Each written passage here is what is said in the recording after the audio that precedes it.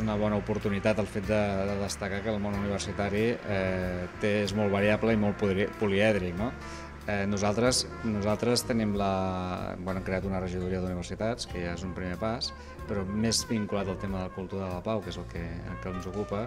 Home, la universitat ha d'aprofundir en tots els àmbits que afecten a la persona, no?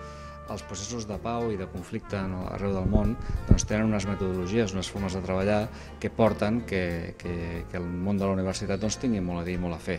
La ciutat de Barcelona és una referència en temes de cultura de la pau, i la prova d'això és que aquest equip extraordinari de l'Escola de la Pau que fa que aquesta referència sigui constant, actualitzada. Jo crec que ha d'haver-hi metodologia, que hem de poder explicar al món que els conflictes es poden gestionar metodològicament amb rigor i que hi ha un camp molt important a aprofundir i a treballar.